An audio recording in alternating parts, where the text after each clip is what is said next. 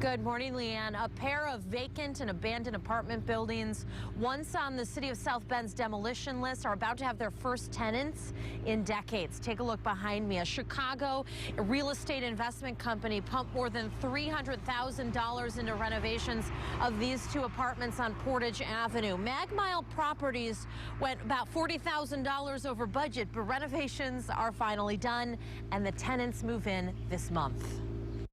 So this unit had a tree growing in it right here. When Steve Mihalovich purchased these twin apartment buildings on Portage Avenue in South Bend, he knew it was going to be a tough job. There was so much dirt sitting right here in his floor. It's about 2 feet of dirt. A bunch of seedlings came down in here, and over the last 4 or 5 years grew up. Had up like basically almost an outdoor garden.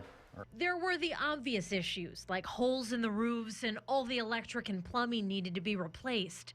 But the building was in worse shape than Mihalovich anticipated.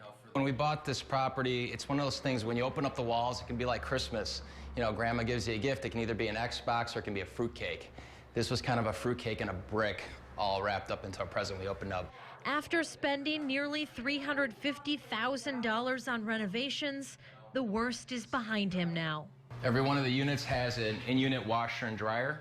The buildings have been completely renovated. All 10 units have new electricity and plumbing, new kitchens and bathrooms, and each has central air. A stark difference from a year ago.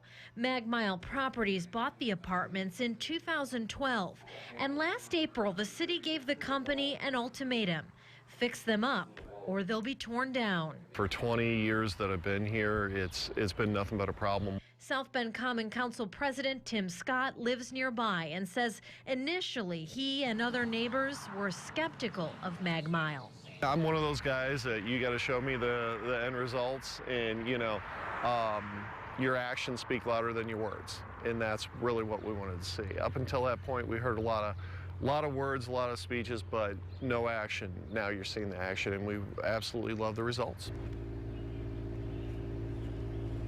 Now, Mihalovich is still facing fines from the city, about $6,000 worth. That's because the project wasn't completed according to the city's timeline. He hopes, though, Mihalovich hopes to appeal that. His first tenants, all Notre Dame grad students, move in within this next month of June. And in fact, we pulled up this morning, there was a U-Haul in front of this property on the city's northwest side. So some tenants have already moved in. Live here in South Bend, I'm Kristen Bean, WSBT 22 News.